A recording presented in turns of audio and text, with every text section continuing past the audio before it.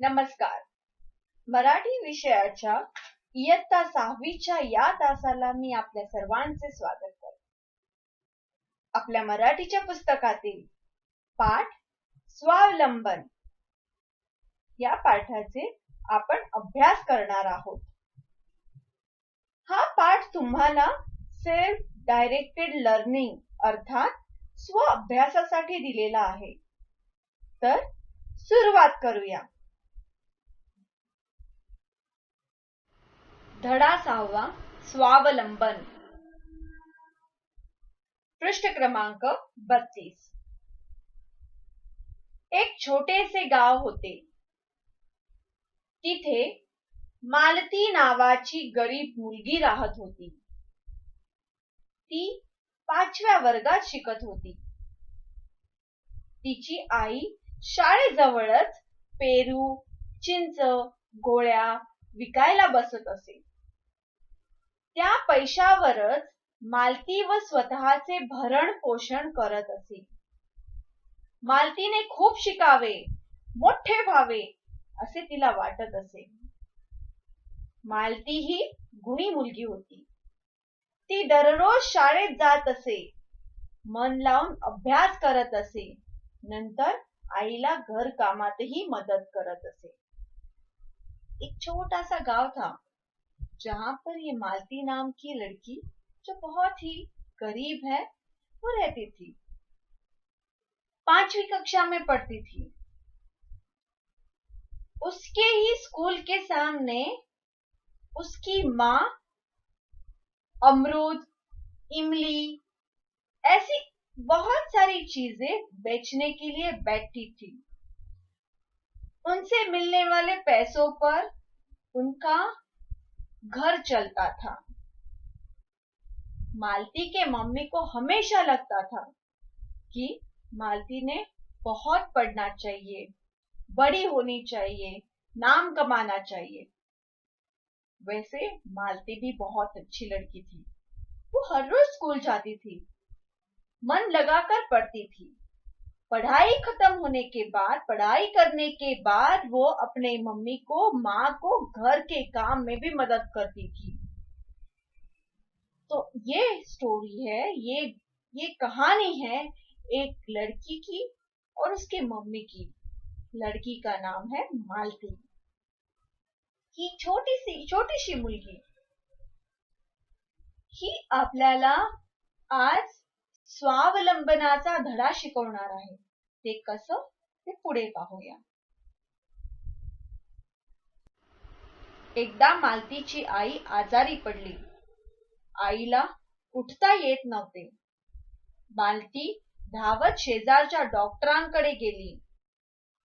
त्यांना बोलावून आणले. डॉक्टरांनी मालतीच्या आईला तपासून औषध दिले. आराम करायला सांगितले. पहिल्या चित्रात तुम्ही पाहू शकताय की मालतीची आई आजारी पडली आहे आणि मालती आईची सेवा करते. आईला उठताही येत नाहीये. त्यामुळे मालती धावतच जवळच राहणाऱ्या डॉक्टरांकडे गेली आणि त्यांना बोलावून घरी घेऊन आली. डॉक्टरांनी मालतीच्या आईला तपासले. तपासल्यानंतर औषधं दिली आणि आराम करायला सांगितले. ह्या पाठात पुढे काय झाले हे पाहण्यापूर्वी मला तुम्हाला एक प्रश्न विचारावयाचा आहे. आई आजारी असताना तुम्ही कधी तिची काळजी घेतली आहे का व ती कशी?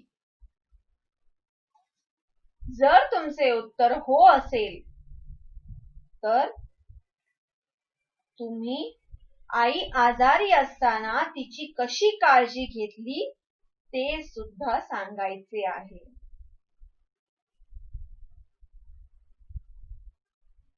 आणि जर समजा तुमचे उत्तर नाही असे आहे तर त्या मागचे कारण सुद्धा तुम्ही सांगायला हवे.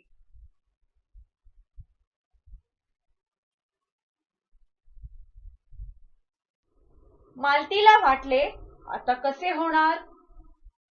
पेरू कोण विकणार? घर कसे चालणार? पैसे तर हवेत.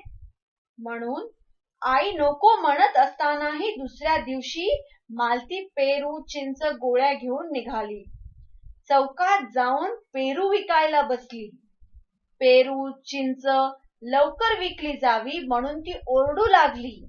पेरू घ्या पेरू, चिंच घ्या चिंच, ताजे ताजे पेरू, मोठे मोठे पेरू, 10 रुपयाला 3 पेरू. मालती ने सोचा अब माँ बीमार है और डॉक्टर ने उन्हें आराम करने के लिए कहा है. अब माँ बाहर नहीं जा सकती. अब हमारा कैसे होगा? अमरूद कौन बेचेगा? हमारा घर कैसे चलेगा? पैसे तो चाहिए. घर चलाने के लिए पैसों की बहुत जरूरत पड़ती है. इसीलिए माँ के ना कहने पर भी मालती अगले ही दिन अमरूद, इमली ये सारी चीजें लेकर निकल पड़ी. चौक में जाकर ये सारी चीजें बेचने लगी. सारी चीजें जल्दी बेच सके इसीलिए वो जोर जोर से चिल्लाने लगी, लोगों को आवाज देने लगी. वो कैसे? पेरू घ्या पेरू, चिंच घ्या चिंच, ताजे ताजे पेरू, मोठे मोठे पेरू, 10 रुपयाला 3 पेरू. जेणेकरून तिच्याकडे गिराईक यावे आणि तिच्याकडचे पेरू, चिंच, गोळ्या हे घेऊन जावे आणि लवकरात लवकर तिच्या सर्व वस्तू विकल्या जाव्या म्हणून ती ओरडू लागली. वरील परिच्छेदातील कठीण शब्द लिहिण्यासाठी वही उघडा. वहीचे नवीन पान काढा. नवीन पानाच्या वर पाठाचे नाव लिहा. पाठाचे नाव आहे स्वावलंबन. तसेच आजची तारीख आणि वार लिहा. एका खालोखाल एक कठीण शब्द लिहायला सुरुवात करा. पहिला शब्द भरण पोषण म्हणजेच निर्वाह करणे, टू सर्वाइव्ह. गुणी म्हणजेच चांगली, प्रोफिशियंट.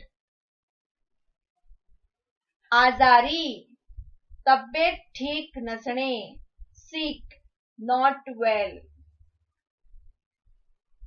शेजारी अर्थात घरा बाजूला राहणारा, नेबर. चौक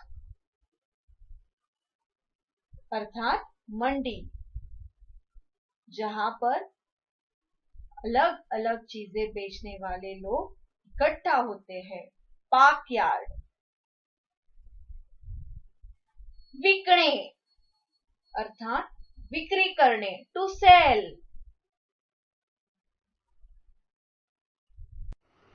एवढ्यात एक माणूस मालती जवळ आला. त्याने 9 पेरू मागितले. मालती म्हणाली, अहो काका आणखी घ्या ना, पेरू खूप गोड आहेत. पेरू विकण्याची धडपड पाहून त्या साहेबांनी 18 पेरू घेतले व 100 रुपये मालतीला दिले. मालती जवळ सुट्टे पैसे नव्हते. मालती म्हणाली, काका जरा थांबा, मी सुट्टे पैसे आणते. मालतीला सुट्टे पैसे मिळायला थोडा वेळ लागला. मालती परत आली. तोपर्यंत ते काका निघून गेले होते. जब मालती जोर जोर से अमरूद, इमली इनके बारे में लोगों को बोलकर बताकर बुला रही थी, उसी वक्त एक आदमी मालती के पास आया। उसने मालती के पास से 9 अमरूद लिए। तभी मालती ने कहा, चाचा जी और अमरूद लीजिए, अमरूद बड़े मीठे हैं। इतनी छोटी सी बच्ची की चीजें बेचने की कोशिश को देखकर उस आदमी ने 18 पेरू लिए, 18, और 100 रुपए मालती को दे दिए। लेकिन मालती के पास छुट्टे पैसे नहीं थे। मालती ने उस आदमी से कहा, चाचा आप जरा रुकिए, मैं छुट्टे पैसे लेकर आती हूँ। मालती को छुट्टे पैसे लाने में थोड़ा सा समय लगा। जब तक मालती वापस लौटी तब तक वो अंकल, वो चाचा जी निकल चुके थे।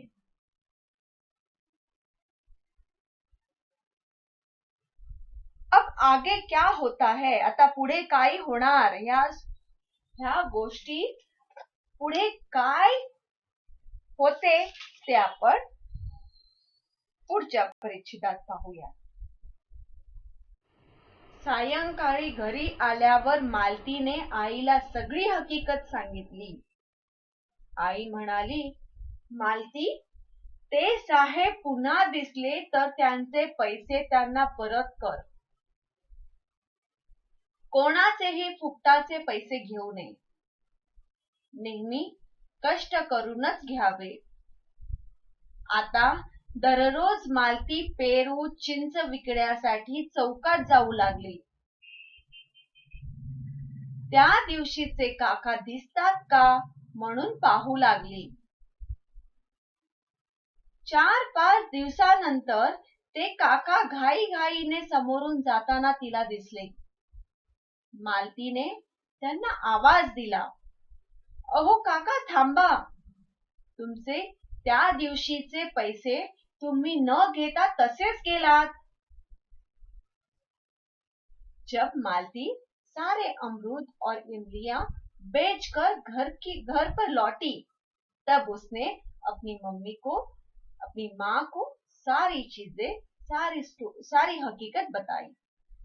तब माँ ने उससे कहा, बेटा वो अंकल आपको फिर मिले तो उनको उनके पैसे वापस कर देना। किसी के भी फोकट के पैसे नहीं लेने चाहिए। हमेशा मेहनत के ही पैसे अपने पास रखने चाहिए। तब से हर रोज मालती अमरूद, इमली बेचने के लिए उसी मंडी में जाने लगी। उस दिन के वो जो चाचा जी थे, वो कहीं नजर आते हैं कि नहीं, या मंडी में आए हैं क्या नहीं, वो देखने लगी। 4-5 दिनों के बाद वो चाचा जी जल्दी में कहीं से जाते हुए उसे नजर आए। मालती भागते हुए उनके पास गई, उनको आवाज दिया और बोला, चाचा जी रुको, आप उस दिन पैसे बिना लेते ही चले गए, ये रहे आपके छुट्टे पैसे। मालती धावत पळत त्या काकांकडे गेली, त्यांना आवाज दिला आणि म्हणाली, ओ काका, तुमचे त्या दिवशीचे पैसे तुम्ही न घेताच तसेच गेलात। इथे गोष्ट संपत नाही, पुढे काय होते ते पाहूया।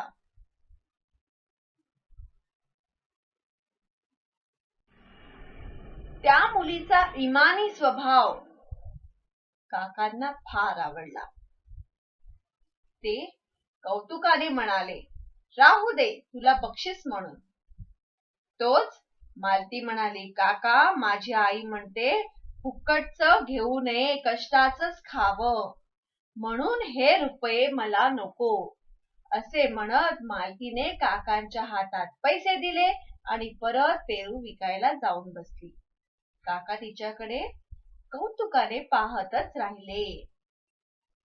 मालतीचा इमानदार स्वभाव, प्रामाणिक स्वभाव काकांना फार आवडला.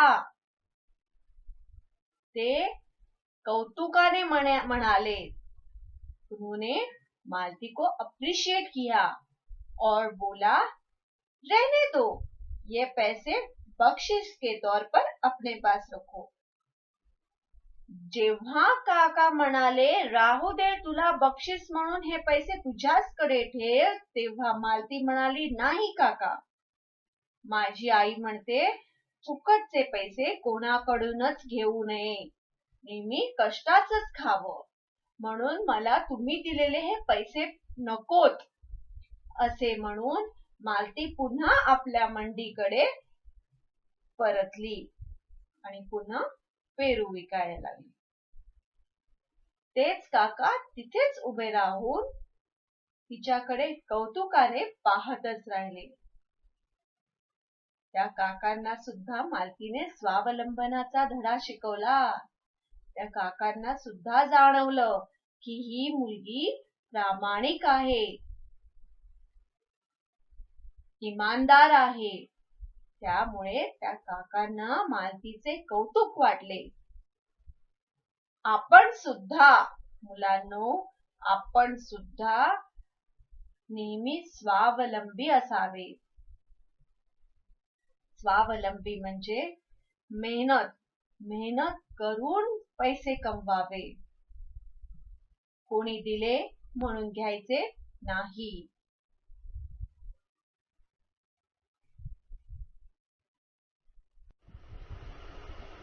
कठीण शब्द, या आधी आपण ह्याच पाठाचे कठीण शब्द जेथे लिहिले आहे त्याच्याच खालोखाल एका मागे एक असे हे कठीण शब्द लिहा.